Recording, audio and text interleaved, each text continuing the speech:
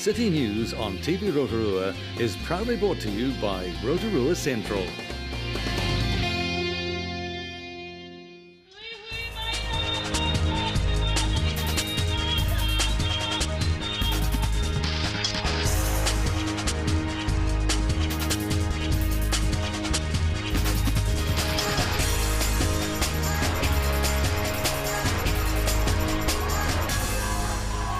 Good evening, Rotorua. Tonight on City News. Members of the community will rally against the Trans-Pacific Partnership Agreement tomorrow. Dogs are in for a treat on Sunday when SPCA host Dogs Day Out. And Sione Pius' spirits remains high after a challenging start to his 30-day run and cycle challenge. Concerned locals will raise their opposition to the trade agreement, the Trans-Pacific Partnership Agreement, at a rally being held tomorrow to raise awareness of the potential impact that the TPPA could have on New Zealand. A number of protests are being held nationally, voicing concerns with the TPPA and the lack of transparency of the negotiations. Unverified leaked documents have shown the potential negative impact on financial services, the cost of medicines and higher interests of corporate aims over local protections. Rotorua rally organiser Marama Mikkel says there are a lot of New Zealanders and locals concerned with the current lack of transparency and the content of the leaked documents. The Rotorua rally will form a way for locals to come together and learn more about what impacts the TPPA could have. On November the 8th at 1 p.m. at Kudo Park Courts, a whole lot of people will be meeting that are against the TPPA or pretty much just wanting to gain awareness, insight into what the TPPA involves. For me, I want it to be a peaceful, proactive march, one that creates awareness around the TPPA. The Rotorua component of the nationwide rally will include guest speakers who will give their understanding of the possible effects that the TPPA could have on the nation. These marches are happening nationwide, all at 1 p.m. on November the 8th. And speakers we have on the day are Te Rotorua Flavel, Annette Sykes, Catherine Delahunty, Fletcher Tabiteo, Patawa, Boisni Tole and Chance Makaire. And it's all about man's best friend on Sunday when the SPCA hosts Dogs Day Out. Get your pooches ready for a day that's all about them. There's a walk through the forest, doggy displays, competitions including best dressed and games. Yeah, it is exactly for that. It's an opportunity for owners to get together, to parade their dogs if you like, and skite a little bit about them. But also just a nice day to get out and go walking with like-minded people and find out a little bit more about how SPCA operates. Again, we'll probably be trying to raise a little bit of money there. We'll have our buckets there. But also to find out about what our vet groups are doing as well, and particularly Vet Plus. A fun day out for the entire family. In sport tonight, today is day 7 for Sione Pius' 30-day individual feat, taking him from Cape Raina to Bluff by bike and rowboat to raise money for the Child Cancer Foundation. It's been a challenging start for the 19-year-old, with weather extremes ranging from over 30 degrees on his first day to the second day of non-stop rain. Sione's spirits and enthusiasm remain high, with his running and cycling efforts averaging 80 to 90 kilometres per day. Sione will be passing through town on Monday, where a fundraising picnic is being held at the Rotorua Youth Centre from 5 to 7:30 p.m. There will be a food drive appeal sausage sizzle where people can swap canned goods and pre-packed goods for a sausage. This event has been organised to support Sione and his team as they travel the rest of November and also raise money for the Child Cancer Foundation. To your weather update now. Tonight will be fine with southwesterlies dying out and an overnight low of 3. And we have a full forecast of the weekend's weather coming up after City News, thanks to Met Service. For program listings or to watch City News again, you can visit our website tvrotorua.co.nz and remember to check out our TV Rotorua Facebook page. Still to come tonight, Kitty Danielle talks with Alan Estcourt at Te Omorongi Museum. We're at the new pop-up SPCA shop with Eve Johnson, and we cover the launch of Mangai Nui.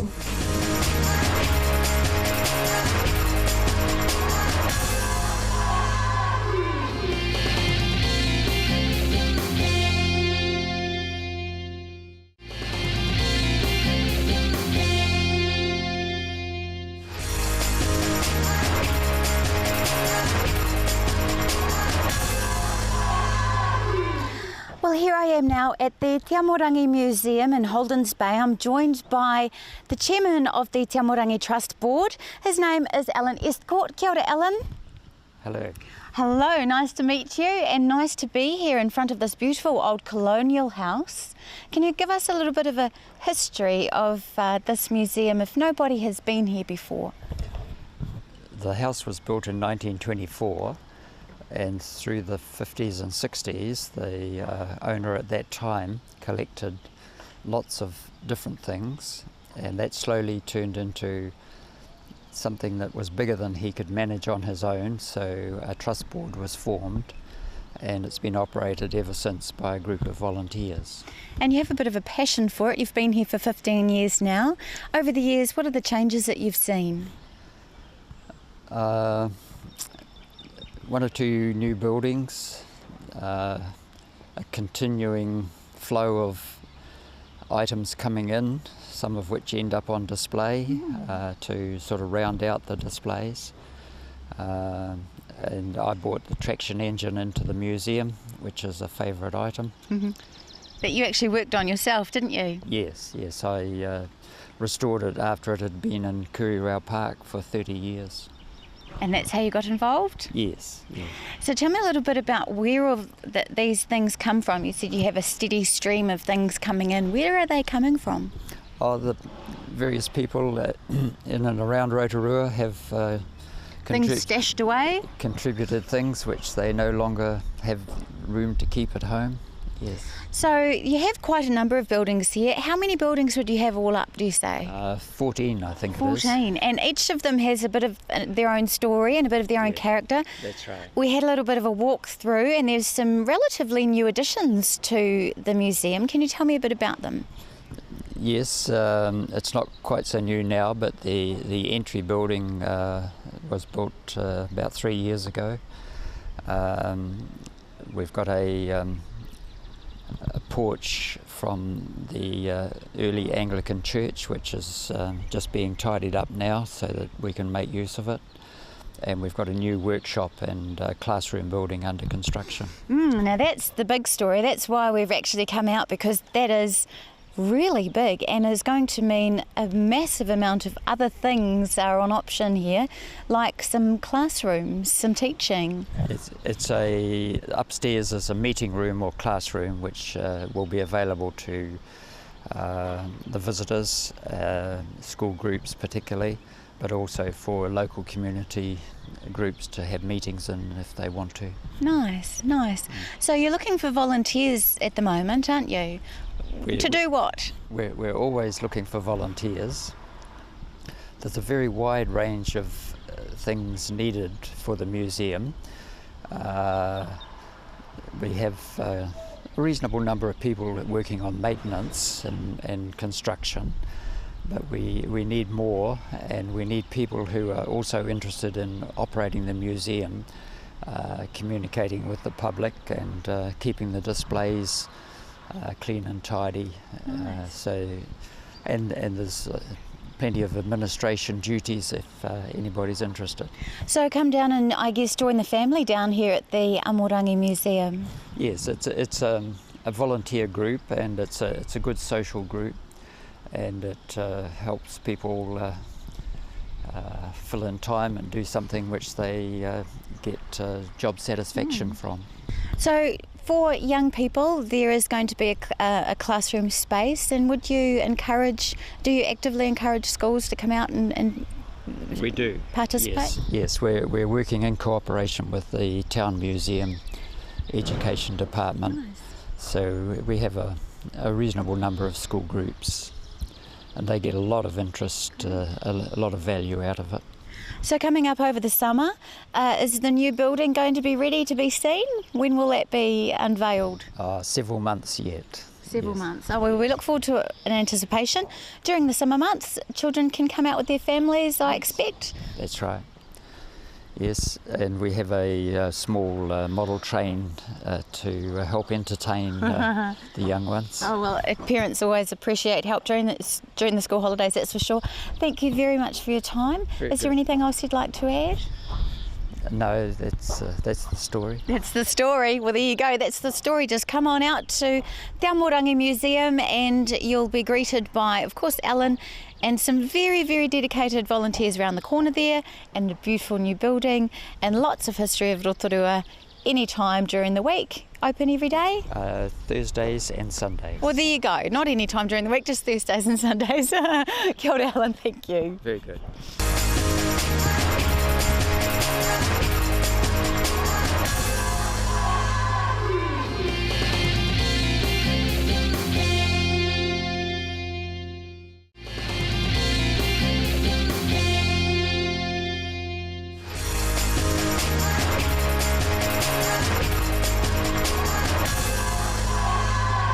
It's quite nice to be down here at the pop-up shop. With me today, we've got Eve Johnson, who's the Rotorua SPCA, actually Rotorua District SPCA Manager, isn't it, Eve? That's absolutely true. Good morning. Good morning.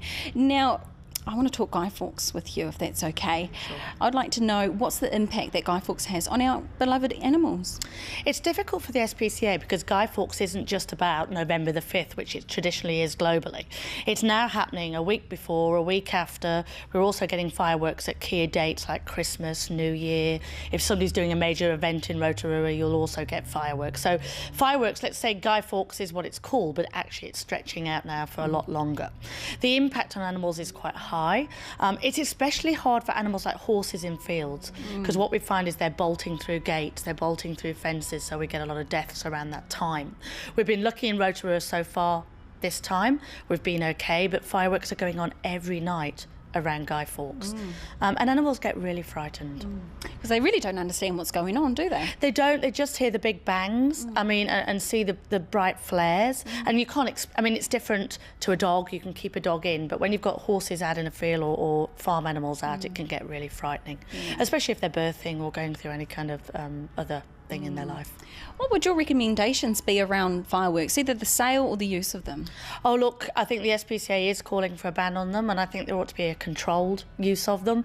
It would be nice to see Guy Fawkes go back to Guy Fawkes Night, and under controlled environments. So you go to an event, so not the man in the street can buy fireworks, and also control about times of years it can be used. We do on our Facebook, I put it out quite a lot, and all our communication channels the week before, just to try and keep your dogs and animals inside, because dogs do get lost. So they just bolt, they just go, they go and hide. Oh, I would imagine that they would, especially if you don't understand what's going on. Absolutely. Now, what I hear you say is that the use of fireworks has become more extended. Yes. And it's not isolated to the actual day or the actual event. Yes. So would that be something that you would recommend, is don't light them off too early and don't continue it after it? If you're going to celebrate Guy Fawkes Night, celebrate it on the night? It is. I think, we are calling for a ban because it is a hard one for us. Right, so however, if we were to get anything out of this, our ask would be it just was on Guy Fawkes Night. Yeah. Okay. We appreciate a New Year's, probably another event, but again under a controlled environment, because you get people just randomly setting them off in random places. And I say in Rotorua, touch wood, guys, we've been okay this time, but not every year. Yeah.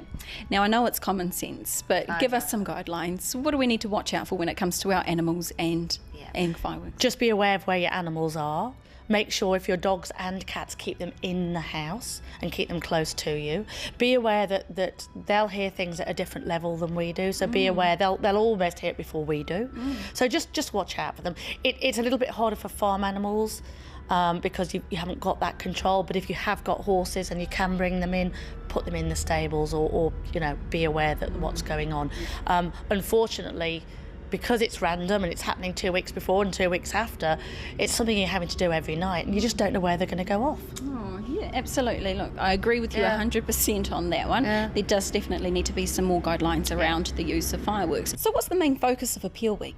The main focus for Appeal Week this year is rescue, and it's talking about the fact that we actually rescue over 56,000 animals each year in Rotorua. Nationally. In Rotorua, we're about 3,000, but we actually deal with about 5,000 animal issues. So we're focusing this year on our inspectorate, where we go out and we look after welfare cases. Oh my gosh. So that's really our focus. Yeah. Let's talk about this shop here. You've got a pop-up shop. Yeah, it just popped up overnight. Yes, it did. It didn't feel like that when we were doing it. We haven't got anything this side of town. So the SPCA is centred over in Old Taupo Road, and we're in Fairy Springs. And we just felt that we didn't have a presence over this side of town. So we wanted to just trial it, just to see if it was worth us keeping a shop over here, but also having another presence. So even though we'll keep a shop, we might develop over this side of town and have a pop-in shelter so people can bring animals in. So it may develop over the next year. Now also you've got, it's Appeal Week this week. Yes, it's a big week this week actually. We have our National Appeal Week, so it's been running from Tuesday, where you've seen our animals out and about in town, and it finishes with a finale on Sunday, which is at Dog's Day Out, and that's at Scion. Oh, well, thank you so very much for letting us drop in and have a lovely chat with you. Thank you very much. Cheers. Thanks.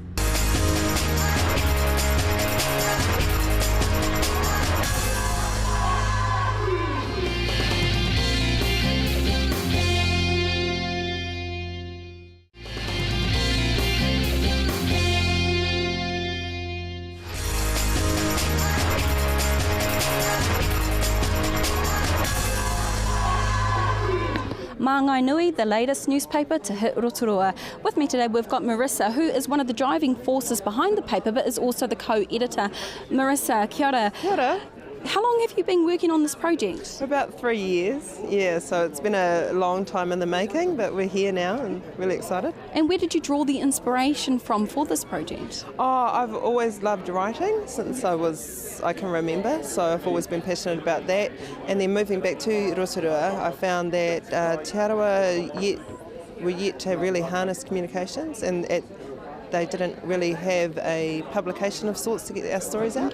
And is that something that you learnt moving away from the area and then moving back? Is that something that, you observed? Yes, when I was a reporter in television, I travelled the country a lot, and I saw that a lot of the bigger iwi, like Te Arawa, had some sort of communications capacity. And so when I came here, I was encouraged by that experience to look at how we could do that here in Te Arawa. So that's how that seed was planted. Marissa, who's growing that seed with you? Who is it that's working with you to get this paper up and running? A former colleague, and he currently works with Te Karere.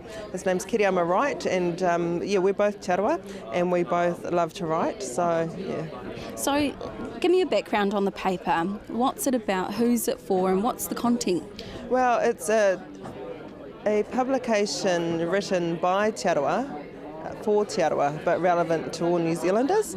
It sits within a mainstream print publication, so the audience is not just Māori and iwi, it's also the general public, particularly in the region that the Daily Post serves, which is in Rotorua, but it will also be accessible to anyone that's online, because all the stories go online. Yeah. So it's going to be written both in Māori and English? Yep, yes, both reo and English content, but largely reo. We're mindful that a lot of our people don't have the reo, so we want to be able to make sure that they can access our stories. Yeah, and that might be another way to encourage them to pick that language back up. Yeah, that's right. Yeah, no, we're definitely about revitalising the reo, and we have the capacity to do that through Kiriama. So yeah. Where are you getting the content for the paper from? From our contacts, so we are really well connected. As journalists, we and we have been for a long time. And just being Te Arawa, it's just using our networks. People know who we are and they come to us and give us lots of ideas, so that's good. So let's give me a range of stories that the paper might cover. So is it anything from local community events to awards? The weekend will look after the community aspect side of things. We in each issue we have an environmental section. So the first 6 issues we're going to be covering the lakes, water quality. We also have a business section, so that's looking at whether it's Māori that are in business or advisory firms that consulting on Māori businesses. We'll have feature stories and profile stories and a corner for our kaumātua to have their say. Lovely. Now, do you feel like you've planted a seed that can grow nationwide? Definitely, that's a thinking for NZME. Kiriama and I, we've poured ourselves into Māngai Nui, so at this point we would like to eventually look into that space to assist other iwi, not necessarily to take the lead on that, but definitely I can see it growing. Yeah. How did you manage to create those relationships with organisations that are involved with the publication of the paper? Through a lot of hard work and conversations. So we've spent a lot of time talking about it before actually doing the work. It hasn't been easy because we, wanting to maintain the integrity of the paper. Yeah. So for our Rotorua community out there that may not know that the paper is actually due to come out very shortly, what is it that you'd like to tell them about the paper? Enjoy our stories. They are relevant to you whether you are Te Arawa or not. The stories are about Te Arawa people and Te Arawa activities. So. Well, thank you so much for having us, Marissa. It's been amazing. Thank you. Thanks. Te Rotorua, obviously we're here today at the release of the paper. What do you think about it? Like, what's your reaction to this new initiative from these new amazing journalists that have just... Oh, no, it's great. Firstly, I know them both and they have a great track record in journalism and indeed in broadcasting.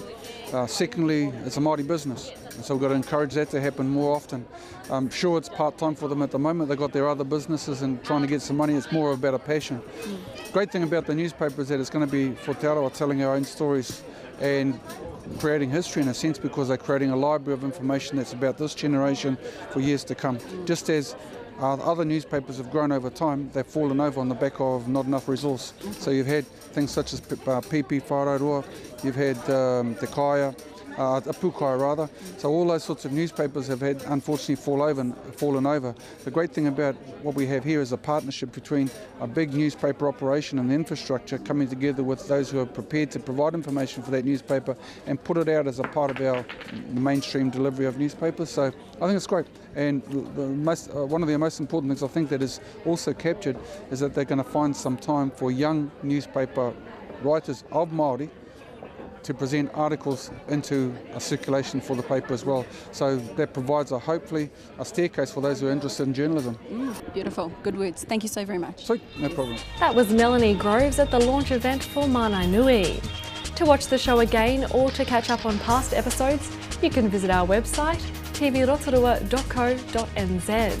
Thanks for joining us tonight. We hope you have a great weekend. Ko Marianne.